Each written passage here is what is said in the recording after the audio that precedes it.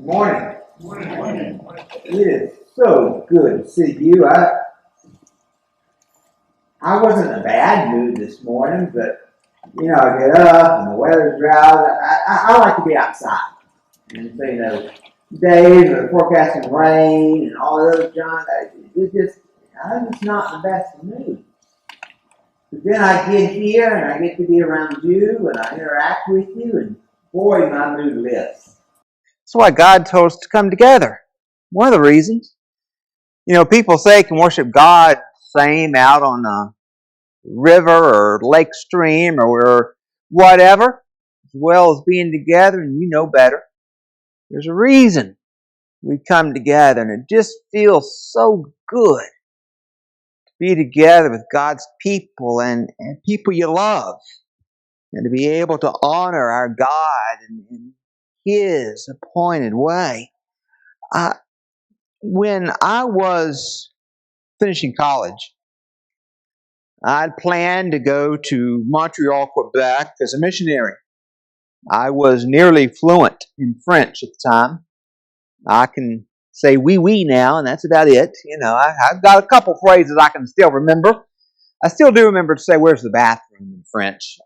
Sometimes you have to be able to ask that. But that fell through.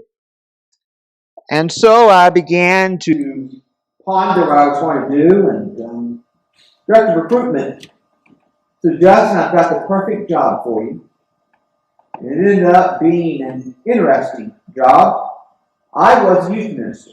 Now, if you can picture me as a youth minister, that just, it doesn't fit my personality, but I began my career as a youth minister of a good-sized church in eastern Kentucky.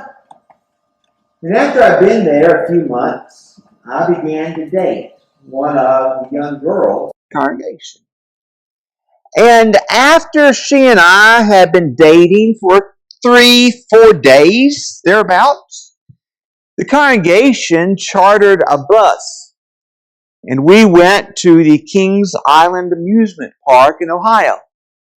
And she and I spent the day together. She was able to go, and so we went, and we spent the day riding rides and eating carnival food, getting to know each other, just having a blast.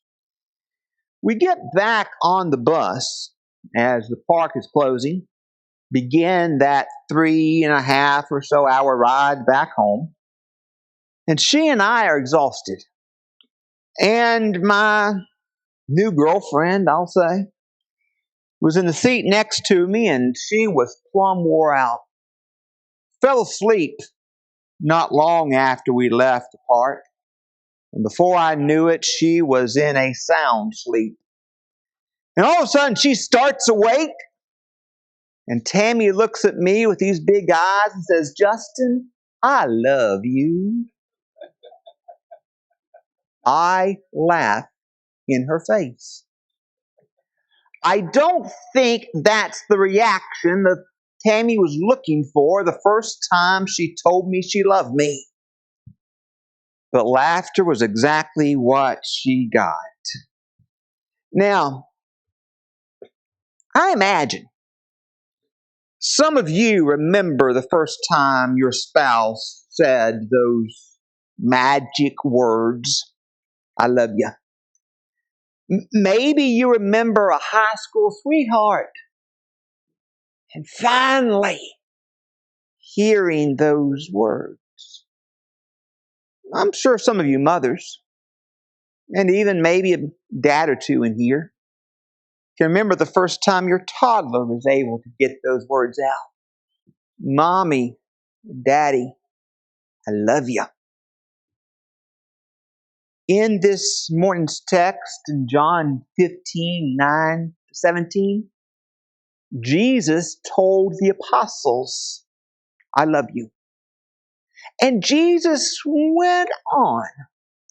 Oh, it's not about just that Jesus loved them, but because they were His people, and because He loved them, they had responsibility.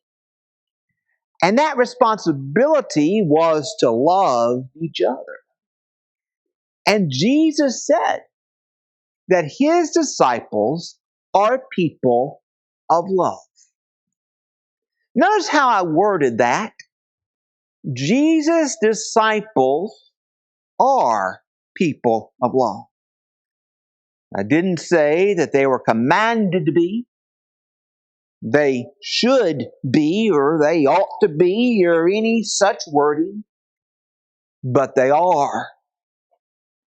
If you are a true disciple of Jesus, you are a person of love, period. Jesus' disciples are people of love. That's exactly what the Lord taught in John 15, beginning at verse 9. Jesus said, "As the Father has loved me, so have I loved you. Abide in my love." Now, grammatically in Greek, the syntax there means the disciples are to begin abiding in his love immediately, not tomorrow, not sometime next week or when the Spirit fell upon them later at Pentecost, but now, right now, this instant. Abide in my love. If you keep my commandments, you will abide in my love, just as I have kept my Father's commandments and abide in his love. For Jesus and for his apostles, 12, his disciples, loving God the Father, loving God the Son, wasn't something emotional, but it was practical, actionable. It was something they did. Jesus said, "I have abided in my Father's love." How, Jesus? By keeping his commandments. And Jesus told the 12, "If you abide in my love, oh, you won't get the butterflies when you think about me. You'll do what I say. You will obey my commandments." And the disciples had Jesus' example to go by. As the Father has loved me, so I have loved you. Abide in my love by keeping my commandments, just as I have kept my Father's commandments and abided in his love. These things I have spoken to you, that my joy may be in you, and that your joy may be full, Jesus said, verse 11. Verse 12. This is my commandment, that you love one another as I have loved you.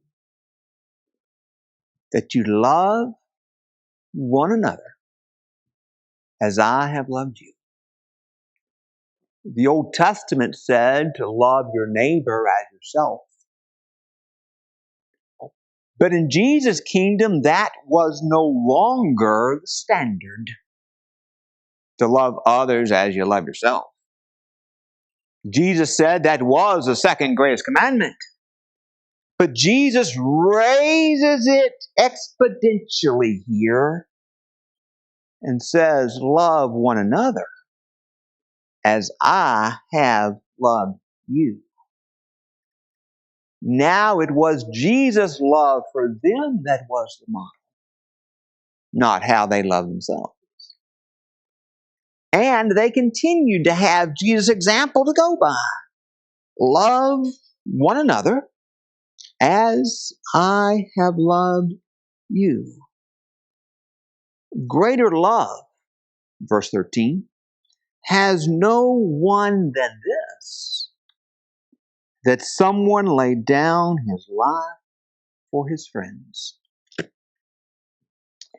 In the Greco-Roman world, that was considered a great virtue. To give up your life for somebody else, those people were heroes in the Greco-Roman world.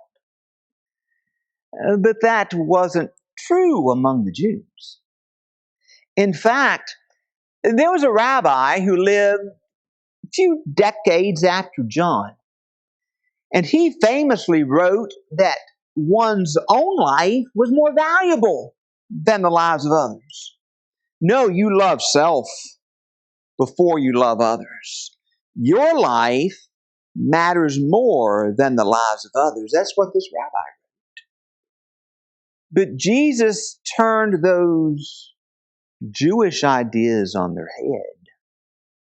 No. Greater love has no man than this, that he lay down, give up his life for his friends. But Jesus does go on. Verse 14. You are my friends if you do what I command you. No longer do I call you servants, for the servant does not know what his master is doing, but I've called you friends. For all that I have heard from my Father, I have made known to you. No longer do I call you servants, but I've called you friends. Think with me a second. In the Old Testament, who were the friends of God? Only two people were called friends of God in the Old Testament. Abraham and Moses. Why were they friends of God?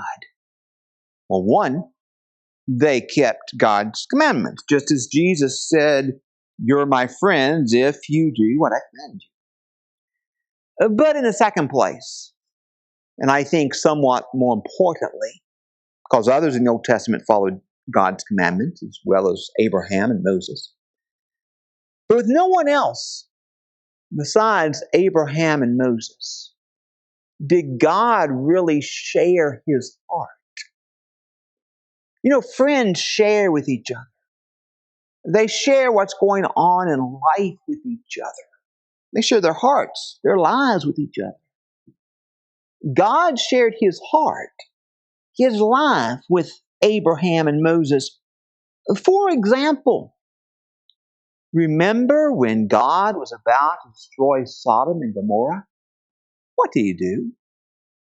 He went and had a long conversation with Abraham about it. God was sharing his heart with Abraham. With Moses, he met with Moses at the tent of meeting, face to face. You recall that when Moses came down the mountain, his face shone and he had to wear a veil because he talked with God face to face, his sharing of heart and life. And why did Jesus refer to the 12 here as his friends? Because he had shared his heart, his life with them. And thus they were his friends. No longer do I call you servants, but I call you friends. He went on at verse 16. You did not choose me, but I chose you, and appointed you that you should go and bear fruit, and that your fruit should abide, so that whatever you ask the Father in my name, he may give it to you. Now, remember when you read this to whom Jesus is speaking. 12 apostles. That's it. And so when he says here, I chose you, you didn't choose me, he's not talking like the Calvinists do, that God just comes and chooses us against our will. That's not the context. Calvinists like this verse, but they ought to read the entirety of John and understand what it's talking about. Speaking to the apostles, the disciples, I chose you, you didn't choose me. And he went on.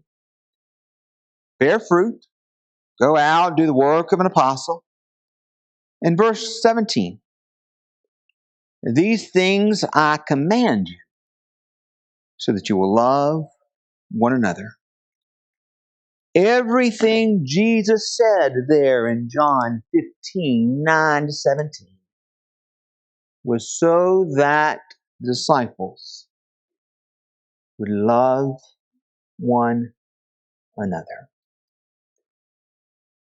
If you are in fact a Christian,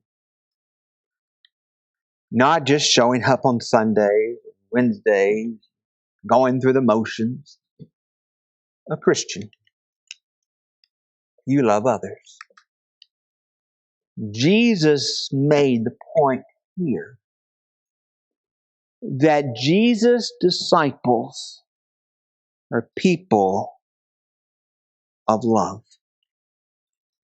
Jesus' disciples are people of love. Wednesday is Valentine's Day. I get off easy this year because it's Wednesday, so I don't have to worry about dinner and fancy stuff and all of that. Bible study, so thank you, elders, I'm off the hook. I hope. But the world's going to think about love as flowers and candy and teddy bears, and nice dinners, everything like that. You know as well as I do, that's not love. Oh, nothing wrong with that. That's fine and dandy. No problem. Problem is equating that with love.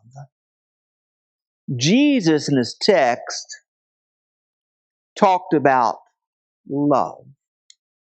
Oh, not that ooey, gooey stuff on TV and movies. The teenagers think that, oh, I'm so in love. That's not what he's talking about. He's talking about love. He said that his people, his disciples, are people of love. The question we need to ask this morning of all of us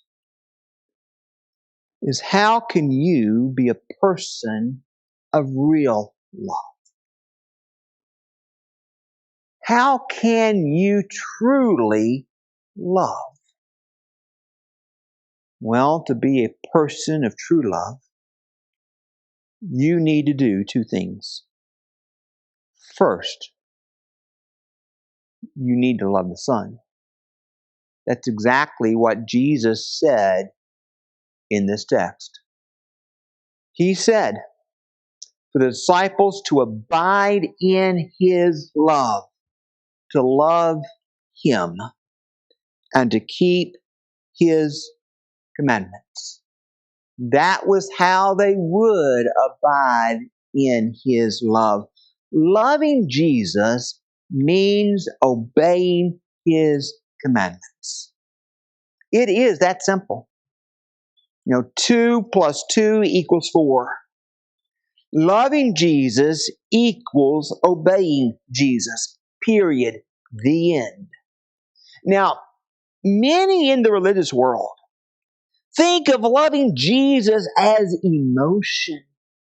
Oh, they may jump and holler during a pastor's sermon, or they'll cry rivers during an altar call, or they'll stand up in their sway and clap hands and dance and everything during some performance of a song. Get so emotionally wrapped up. Don't misunderstand me. There's nothing wrong with emotion in our faith. Be honest. How can't you get emotional when you think of all Jesus did for you? How can you not weep when you look at the dying Messiah and think that that's because of your sin. There is a place for emotion. Don't hear me say otherwise. But loving Jesus is not emotion. Loving your spouse is not emotion. Loving your children is not emotion. Love is action. And Jesus said to love Him is to obey His commandments. John 14:15. If you love me, you will keep my commandments. Period. The end. If you love Jesus, you will obey His commandments. Hear me loudly, hear me clearly. Obedience to Jesus is a necessity. If you want to go to heaven, that is. You can't go to heaven. You cannot go to heaven without obeying Jesus. It's that simple. It all comes down to whether or not I've obeyed Jesus. It's what Jesus said. Matthew 7:21. Not everyone who says to me, Lord, Lord, will enter the kingdom of heaven, but the one who does the will of my Father who is in heaven. That's what it boils down to. Do you want to go to heaven? Then obey the will of Jesus Father in heaven. Yes, I know in John 15, Jesus said, obey my commandments. True. But Jesus also said He never spoke a single word, not one syllable, except what the Father commanded Him to speak. That's John 12:49. Therefore, obeying Jesus is obeying the Father, vice versa, obeying Jesus, obeying the Spirit. It's all one. And so, obeying the Father, obeying the will of the Father in heaven is obeying Jesus. The question you need to answer this morning is, how much do you really love Jesus? How much do you really love Jesus? How much do you really obey Him? I don't mean what others see.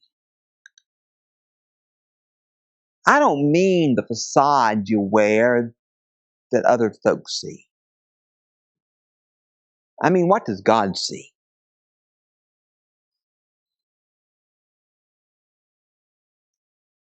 What does God see in your heart this morning? Does He see obedience and thereby love? Or does He see disobedience and not love? What's God see in your heart this morning? How much do you really love Him? But if you want to be a person of love, you not only need to love the Son, you need to love someone. Jesus said that His disciples, you, me, in this world, we are now His disciples, are to love one another as Jesus had loved them. Loving other believers is a necessity. You cannot be a Christian and hate your brother. It doesn't work that way. It's not possible. An elder told me one time that in an elders meeting, an elder said, "I hate that guy." What? You can't be a Christian and hate. You must love. 1 Corinthians 13:1. Paul, speaking to a church divided that did hate one another, said, "If I speak in the tongues of men and of angels, but have not love, I am a noisy gong or a clanging cymbal." 1 Peter 5:8. Above all, keep loving one another earnestly, since love covers a multitude of sins. 1 John 3:11. This is the message that you have heard from the beginning, that we should love one another. And Jesus said in our text, John 15, that you must love one another. But Jesus got a little dangerous, if you will. You see, Jesus didn't say just love your brother as you love yourself. Oh, that's Old Testament scripture. It's right there in the book. In fact, Jesus did, as I've already said, say that was the second commandment. But that second commandment's no longer in effect. It's no longer love your brother as you love yourself. It's love your brother as Jesus has loved you. And boy, did Jesus raise that to a high standard. He said, John 15:13, right in the smack middle of our text. He said, "Greater love has no one than this, that someone lay down his life for his friends." You know what would be easy to do? What I personally would like to do? Say, well, Jesus is talking about his own death. That's what he's talking about. He says, "Greater love has no one than this, that someone laid down his life for his friends. No longer do I call you servants, but I call you friends." Jesus is talking about himself here. But John, the apostle of love, who was there that night, says it's not exactly the case. Because in his first epistle, 1 John 3:16, "By this we know love, that he laid down his life for us. And we ought to lay down our lives for the brothers." Did you read that? Did you hear it? Do you see it? We ought to lay down our lives for the brothers. I can imagine in John's day Christians dying for each other.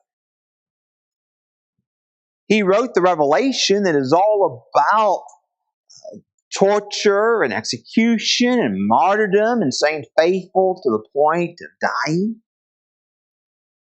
I'm sure John's readers, some of them laid down physically their lives for each other. And I imagine that could happen to us today. I mean, we might save somebody from a madman's bullets, lay down our lives.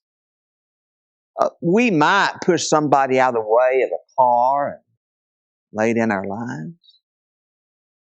We might get on top of somebody during a tornado and lay down our lives for somebody else. Peggy, you didn't get on top of me when we were huddled in there in that closet. Just saying. But how likely is that? I mean, okay, there's a tornado watch this afternoon. Be weather aware. Don't panic, but be aware. But how likely is it that we're going to lay down our lives for each other? Not very likely in 2024 America, is it? Possible. Yeah, it's possible. You hear of that every now and then, but it's not very plausible. So, my question is this. How do you lay down your life here, brother? I don't believe really that John is even speaking about physical life, laying it down for each other. Jesus laid down his life for you, for me, long before he ever got to Calvary's tree. Long before. You see, Philippians 2, 6 and 7. Though he was in the form of God, did not count equality with God a thing to be grasped, but emptied himself, gave up his life by taking the form of a servant, being born in the likeness of men. Jesus had glory, honor with the Father. He had a life you can't even imagine. And he laid that down. To be born of a virgin, laid in a feed trough, and live as a man. He gave up of himself for you. He endured temptation. He taught. He prayed. He died as a man, raised to life eternal, and now sits at the right hand of God. But he emptied himself and gave up his life.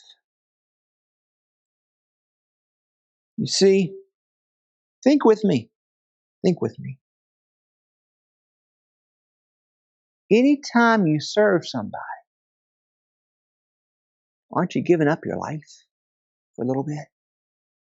Okay, tomorrow, I'm out on 225 and I run out of gas.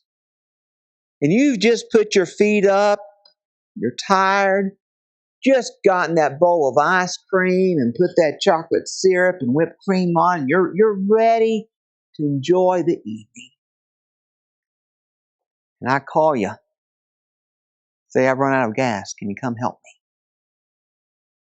You put your feet down, put your ice cream up, turn off the TV, your favorite show, and come to me. Didn't you just give up a little bit of your life? Really? Seriously? Didn't you just do it? If I call and I ask you to run me to the doctor or get a prescription or mow my yard or a million other things,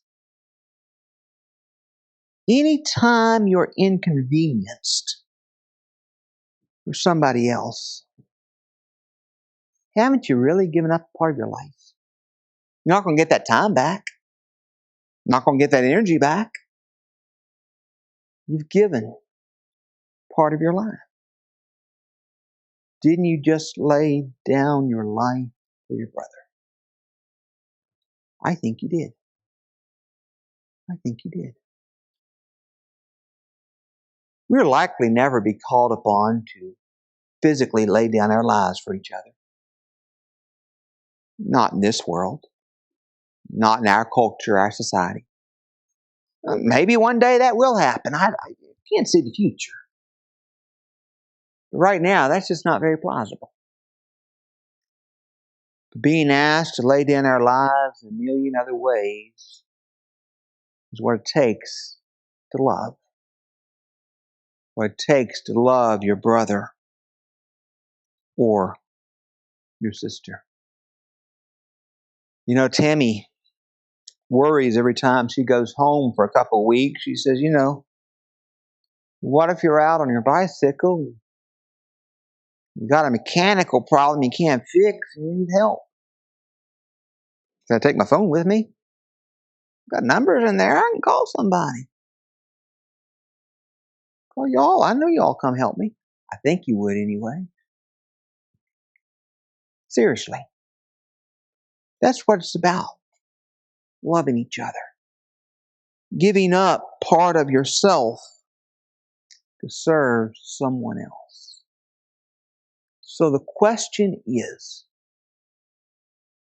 how will you lay down your life for your brother, your sister? What need can you fulfill for a brother this week, next year? What need can you meet? What talent did God give you to help a sister? What can you do with small or even major inconvenience to help someone else and lay down your life? You know, when COVID was going through our house, we got food, we got calls, we got text.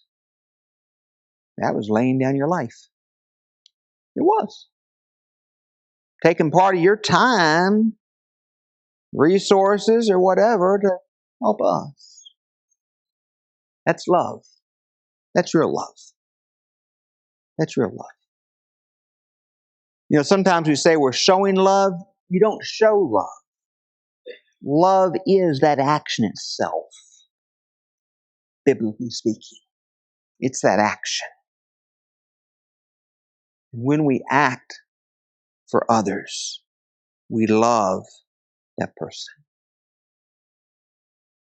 What love are you showing? You know, Jesus said, and we said this morning, if you love me, keep my commandments. The question we have to ask ourselves, each one of us, is, do I really love Jesus? Oh, we might know the word of every verse of, oh, how I love Jesus. And some of us can even sing it on key. Some of us, Jimmy. Not all of us. But that's not loving Jesus. Loving Jesus is keeping His commandments. Are you, in other words, keeping His commandments? Are you obedient this morning? You need to come and claim that obedience anew right now as we stand and sing.